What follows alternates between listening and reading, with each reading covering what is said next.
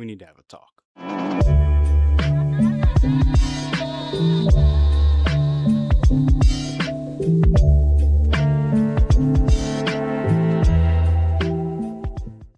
What's up? Welcome to the channel where I talk, you listen. I'm your host, Anonymous, and today we're going to be talking and ranking all of the characters, well, a bunch of the main characters from the Avatar live action.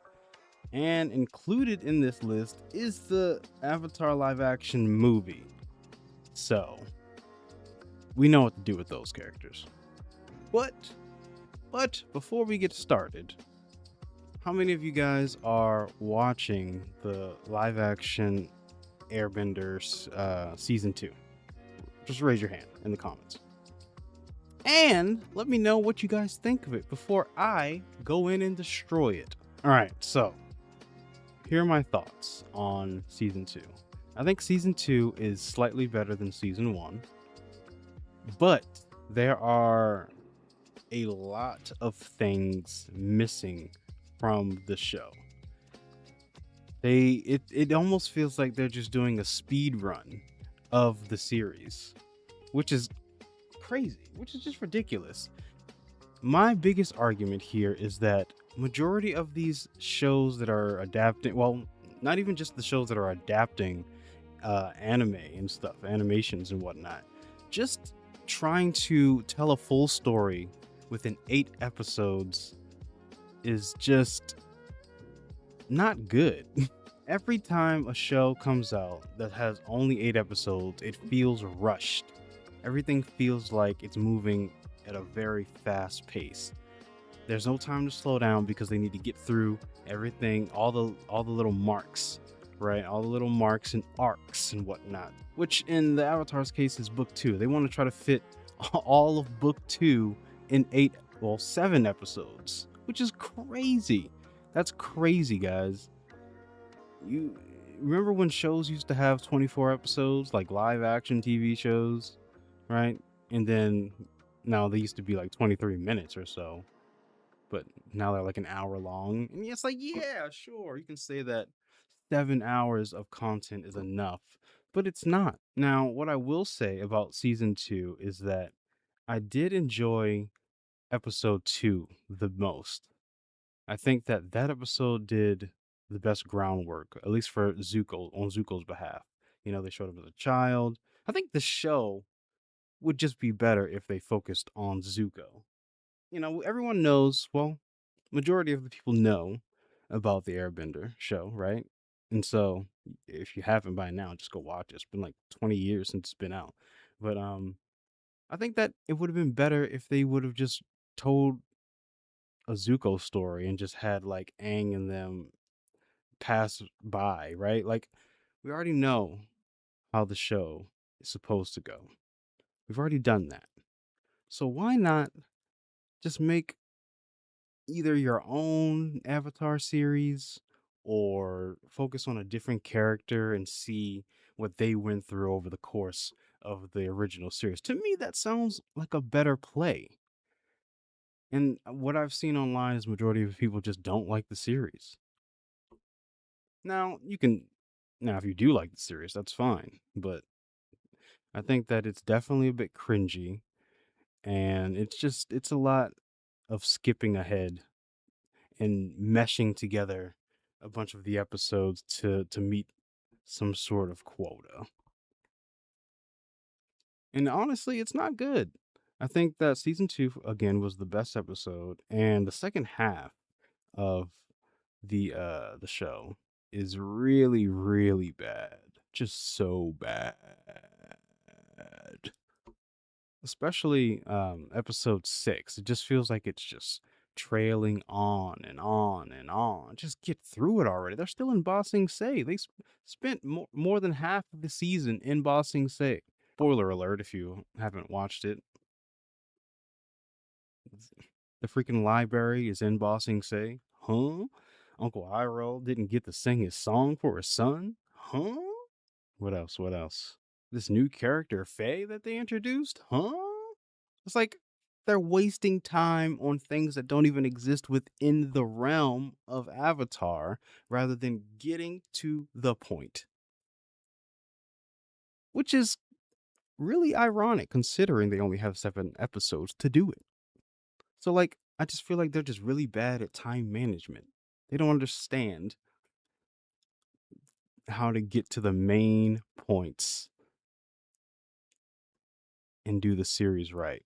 Now, some of you may be saying, well, the series doesn't need to follow the the cartoon. That's true. It doesn't need to be a one for one version, but it at the very least, some of the characters have completely been changed. Aang doesn't even use waterbending at all in season 1. And he went from that to only using waterbending in season 2. It's like, can you believe if you the first episode shows 1 minute of a montage of Aang using waterbending so they can just go straight into what's happening in book 2. It's ridiculous. It's ridiculous. I just don't think that the people who make these shows really understand what they're creating. They're just kind of taking bits and pieces and choosing what they feel is more important to add to the story rather than going back to the original and finding out for themselves. Like, there's a reason why the original Avatar is so special. It's like they're just using the name like many do to get money. And that's really upsetting because the fans, I feel like, would make a better version of these shows with less money, probably. Man. All right, well, that's 7 or so minutes of me just ranting about how bad the series is. Now, there are some good things about the show. Like, for instance, the cosplays, the costumes that the characters wear are very close to what they were wearing in the show, right? And then some of the actors who are playing their roles, which we'll get into here when we start doing the tier list, um, I feel like some of the actors are playing the roles very well. And I won't say who because we're about to do the tier list. So, without further ado, let's go in and rank. Man, my God, look who we have here. Look who we have here. All right, so this is a tier list that somebody had already created. So what we got here is perfect casting. Then we got good casting. Then we got okay. Then we got doesn't look like the character at all. And then what is this? I love it. Zoom in here. Okay. So we got the cabbage guy. I mean, I feel like it's just hard not to get the cabbage guy right. I'm gonna say good casting because all he has to do is just scream "My cabbages!" Basically, he's got to be a professional cabbage man. All right, now Aang. I'm gonna go ahead and say that this. Oh well, this is Ong first of all. I'm gonna go ahead and say that I don't think that this was bad casting. Right? I can't remember if this kid smiled at all. I'm gonna say okay, because he's a kid, he kind of looks like Aang. The tattoo on his head just makes everything terrible, though. It's terrible. It's not the worst, but it's definitely like, why choose to change? That's the thing that I don't like about the people who make these shows. They choose to change the most obscure things. Like, why can't you just have a bold arrow on his head? Why do you have to make it more complicated by creating it like, what if we just do a tattoo on his head instead? Like, with all these little, look at that. Look at that. That looks terrible. We know what it is, but I feel like you just did more work. Anyway, yeah. Who's this? Is this Ozai? He looks old. I actually don't remember the movie that well, if at all. But I'm gonna make this part real quick. What is this? Katara, what is this? Who is that child? Why is her hair completely different than what Katara's is? Why is her clothes so different? Why is she so very much light skinned? It's like these people hate black people. Anyway, next on the list, I'm gonna go ahead and say I don't even know who this is. Look at the character and you should be able to tell who they are. You can't. Next on the list, this guy. Oh wait, there's a doesn't look like this character at all. I'm gonna do this. Well, no. What is this? This doesn't look like the character. I'll do that. And I'm pretty sure that this is from the Northern Water Tribe. And then this guy looks nothing like Zuko, acts nothing like Zuko. He doesn't even smile. He's not comical at all. Trash. Trash casting. This is what happens when people who have an abundance of money decide to take an IP that is beloved by fans and do whatever they want with it. This is what this looks like.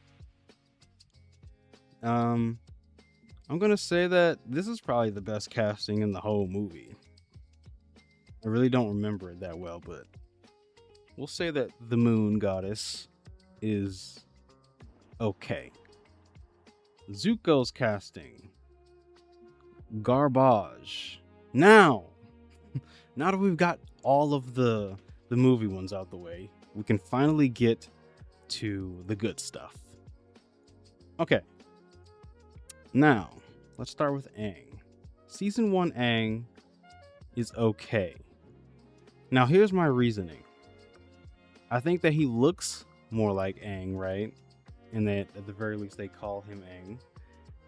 But the problem with this Aang is that he is not joyful whatsoever. I feel like in the first season, he's just depressed the whole time, which makes sense in retrospect, right? He lost everything. But even in the freaking cartoon, Mans is pranking people. He's smiling. He's having a good time. He's 12 years old. He should be living like he's 12 years old. This kid feels like he's got everything on his back and he's feeling that without having any remorse. There is no happiness within this child. And they don't have Aang up here from season 2, but I'm just going to go ahead and just talk on that while we're on this character. Basically, what we've seen is I think it was supposed to be like 3 weeks of time or 3 days of time in between seasons. Obviously, actors grow up. You know, this actor is now way taller than what Aang probably should be. He doesn't look like he's 12. He definitely looks his age, which I think the actor's 16 or something like that, which makes sense. His voice is deeper. But the problem that I have with Aang in season 2 is that he is again depressed constantly and just annoying, basically. Like there's not a moment while I'm watching season 2 where I'm like I'm laughing and smiling when I see Aang on screen. Every time he's on screen, he's mad. It's like this kid only has one range, and that's just being bland as hell. And that goes for a lot of the characters up here, honestly, that they just don't have that much range. This kid cannot do not, and it's not an attack on the kid, right? This is just an attack on the director who's directing him and not giving him a chance to even show any kind of emotion other than mad, other than sadness. It's like, man, it's tough. It's really tough. I'm gonna go ahead and move on now. Azula.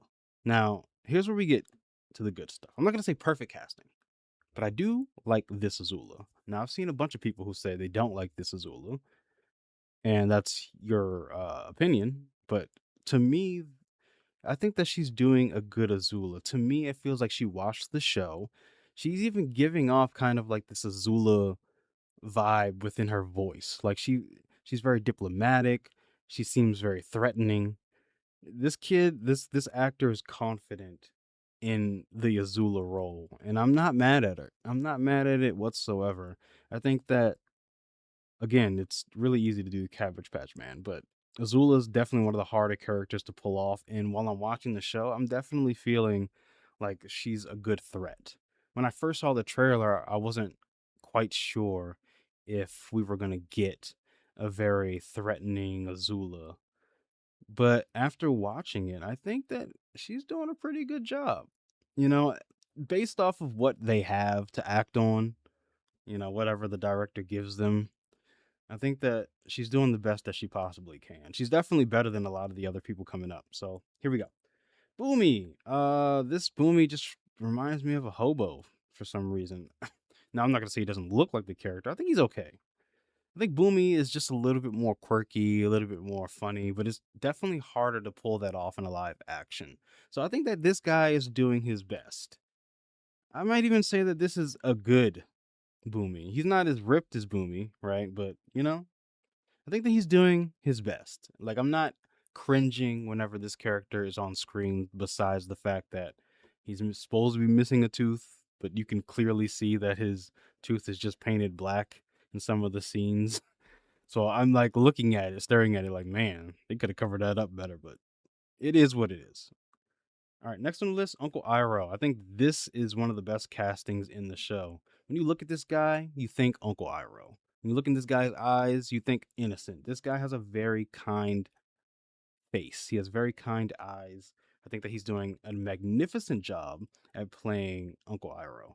And basically, anyone from the B side of the story, I think, is doing a better job then I'd prefer to watch the B side story than the A side story. Anytime they go to Zuko and Uncle Iroh, I'm just kind of like, yes, I'm immersed more when I'm watching them versus when they go back to the A side. Jet. I'm gonna say that Jet is okay. Season one Jet definitely looked more like Jet. For some reason, Jet in season two doesn't look quite the same. I think it's like whatever gel they put in his hair to like pull it back. He doesn't have the bangs. So he's definitely I mean, maybe just they just wanted a more mature look for him, right? They wanted to show his face so he can get more expression from him, but I think that him plus the rest of his crew are kind of cast pretty well. Um Faye, is that her name? Um she definitely looks like the character. Hold on. Was I done with Jet? Is he doing a good portrayal? I mean, he's rude, right? He's got some charisma. I don't want to give anything to the show, right? Like, I don't want to show any slack, but maybe he's all right. Maybe he's better than okay, and maybe he's good. Good enough. I mean, because Jet's, you know, what I've already said. This character was on screen for about 5 to 10 minutes, in my opinion. I don't think that they did enough with this character. I feel like she was there at least for the full episode when she was hunting them down. Um, but yeah, they definitely didn't use her very much. She wasn't around for the full episode that she was in the live action. So I don't know. Katara. Compared to this Katara, look at this. Look at this. Look at the comparison here. Why can't I switch these two? There we go. Look at this. Look, they didn't even try with this one. They just picked the most ambiguous looking person out there. They didn't even try to make them look Alaskan or Asian or dark skinned in any way, shape, or form. This guitar is definitely better. I'm gonna say that she's doing an okay portrayal. She's definitely missing like the emotional aspect of the character. I feel like Katara is the not only like one of their strengths within like the fighting like aspects, but she's also like the one who's closely tied to like emotional circumstances when they need somebody to be a little bit more lighthearted. She's that character, right? I think that she's doing an okay job, but she's definitely feels a little bit green, especially in season one. Um, Another thing is, they pushed Katara a little bit further than she actually was. Let me explain what I'm trying to say here. Basically, what I'm trying to say is that she almost felt like she didn't go through any um any issues in like season one. I felt like she was already really good at waterbending and she didn't need to be taught by anyone. Like she was easily, cycling through the water and the ice, beating up people throughout the whole course of the first season, which doesn't feel like she has room to grow. There it is. I know it would come to me. And I feel the same way about majority of the cast in season 1. They definitely took away the element of growth. They feel like they all just kind of are where they're supposed to be already by the time the show starts, which takes away so much. I'm gonna say okay. Now, if we're going based off of costumes, the live action is definitely the better version. Overall, it's the better version, but I feel like you get what I'm saying. Like, comment, subscribe if you agree with any of the people on this list so far. So I'm gonna say that she's doing a good job, right? She's not doing a terrible job. I can watch her and not cringe, especially in season 2. Here we go. Here we go. All right, so I'm on Threads a lot, and I'm not usually on there to like bring up any sort of drama or anything. I'm usually there to just watch other people comment under, long threads or whatnot. And this is one of the ones that I saw recently, which people do not like this casting for May whatsoever. Now, I'm not opposed to May being a little thicker. That's not the issue. The issue is that this actor in particular does not give off any aspects of May. May's goth, she's smart mouth a little bit, she's doesn't feel like she's giving any of that. She doesn't even have any goth aspects like makeup wise on her. I just feel like she's just there. So not only does she not look like May, but she doesn't act like May. So I might just put her right here. Because at the very least, she's wearing the clothes. It's not like, what is this? I know who it's supposed to be. It's just not a good version of the character in any way, shape, or form. Honestly, one of the worst castings in the show. A lot of people have been saying that they wanted Faye, the brand new character that they made up for some reason, um, to play that role, which I could see because while watching her, I think it was episode 3, when Zuko was at the spoilers, when Zuko was at their farm or whatnot, she definitely gave so much emotion, and also her and Zuko had chemistry. It felt like those two people may have knew each other outside of filming or something. That was another thing that I think that I had seen on Threads somewhere. How many of you guys use Threads? Let me know. Let me know. Anyway, yeah, she's not giving me any attitude. She's not giving me anything that feels remotely like May. So I'm just gonna say doesn't look like the character. I guess she does. So I'm gonna say, what is this, right? It's pretty bad. In the show, her and Ty Lee were always backups to Azula. But they also had their own uh chemistry. They weren't I guess they did stick to her like glue, but they felt more real than the ones here. These guys, the Ty Lee and May from the live action give off like weak subordinates. They just kind of bend to Azula's will without even having any say whatsoever. And I feel like that's just not May. Um, Ozai. I'm gonna go ahead and say that he's doing a good job at Ozai. He feels threatening. I'm not gonna say perfect. Well, I do like this guy. He was in Lost and a bunch of other shows that I watched. I'm definitely a fan of him being Ozai. I'm gonna say good.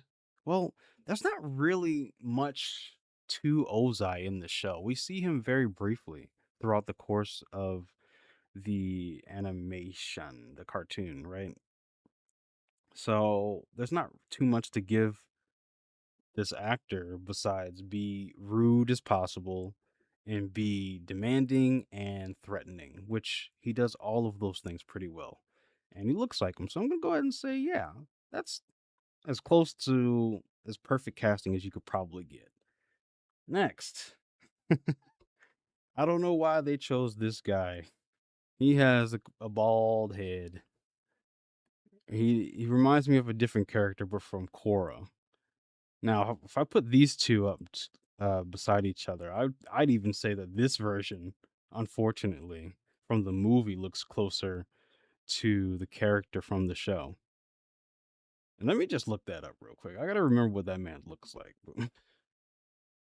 I don't remember him having a bald head. Here he is. Yeah. Oh, wait, did he have a bald head? Oh, he did. Okay, I'm wrong. You can be wrong sometimes. Had to make sure. Had to go back and make sure. So yeah, I'd say that this is pretty good. Looks pretty threatening. Now, again, there was no reason for Katara to go up against this man. She already seemed like she was way ahead of this guy, and they fought for like 2 minutes, and she won, and that was that. They've taken out so much. So many elements of the show have just been completely removed. It almost feels like they just are afraid to be canceled. Like this guy in particular, has this thing against like women fighting. And that's a big part of his that's basically all of his character. And Katara has to then prove herself, and there was no need for her to prove anything to him. So I'm gonna say that at the very least he looks like the character, and that's what we got. Sokka. I'm gonna go ahead and say that this perfect is a strong word. I'm gonna say that this is great casting. He sounds like Sokka. He's funny like Sokka. He's giving me Sokka. Every time I look at him, I'm like, yeah, that's Sokka. I can see that. He's definitely pulling a lot of the weight for a majority of the cast, in my opinion. Um, Definitely better than the Aang actor and the Katara. He even shows a little bit of emotion in season 2. He's definitely battling with the loss of the moon goddess and still trying to be with Suki at the same time. He's good at the conflict, the inner conflict. You can tell that it's something that he's actually battling with, and I like that. I like that. So at the top here we have Iroh, Ozai, and Sokka for the best castings so far. Now, Suki.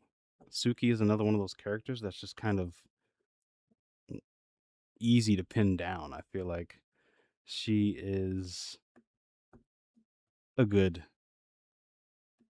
a good actor to play this role. I'm not saying that she's the best, but I would say that we've seen worse, but I don't think that Suki showed up in the live action movie. Majority of the time her face is covered and she's giving off good expressions, and yeah, I'd say that she's good casting. Looks like Suki, acts enough like Suki. Toph. I think that this is one of the best castings.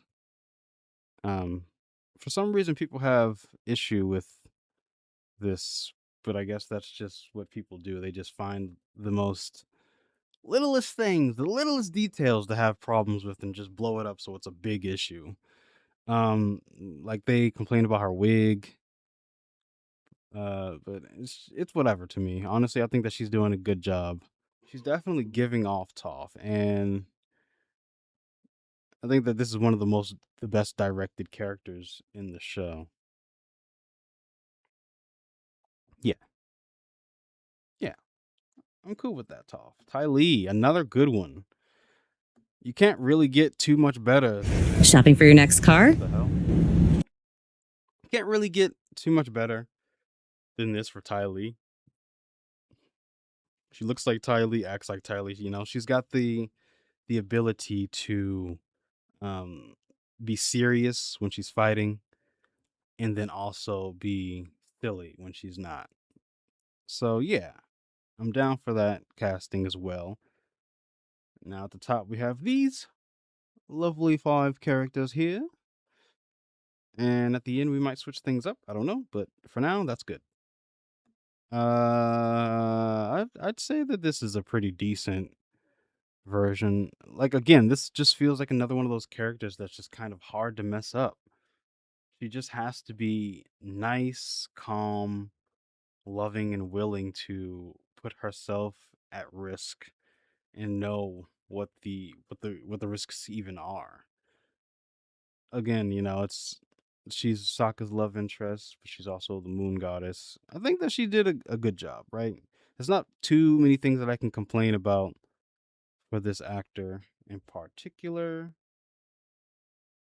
Something about this guy reminds me, this Sokka right here, just looks like somebody that I can't quite put my finger on. Oh, he looks like that guy from that jail show. What was it? Breakout? Something. And last but not least, we have Zuko, which I think again is perfect casting. This guy definitely knows how to play a character who is struggling to find themselves. He's definitely giving off Zuko vibes. He looks cool. Um, he knows how to fight. He's doing his own flips, I guess, own flips and twists and whatnot. I think that him and the actor for Aang are both doing like their own stunts, which is cool. Yeah, he's loud, opinionated, strong, kind of can be intimidating against the right foe, even though he gets beat most of the time. Yeah, I like this casting, and I think that these six people up top are the best casted characters in the show. And I'm not gonna change that around. Next line. There's no cabbage guy down here for some reason, but or Judy, or Long Fang. None of those characters are down here. I don't like the casting for Long Fang. They picked somebody who looks more charismatic. He fits like the role, I guess, as far as like a trustworthy face, but he doesn't look like Long Fang whatsoever. And it's like they have to look like the characters because they're using the IP and they're using those characters. So yeah, they have to look like the character. That's the whole point of it. Otherwise, just make your own series, your own avatar. Use the Avatar Airbender name and just make up your own avatar. That would have been so much better. I think that would have done them way better than what they've got going on right now. So this is what I got. Now, I want to know if you guys are still here, you made it this far. I would love to know how you feel about the show, the season 2 that's out right now. And maybe even like let me know which characters you think are perfect casting or terribly casting. Let me know if you agree with my list or not. There's a lot to say about this show, and maybe I'll make another video on it. But for now, I feel like I've said enough. So, without further ado, thank you so much for watching. Hit that like button, subscribe for more videos just like this, and I will see you in the next video. Be nice to each other out there. Show you some love. Peace.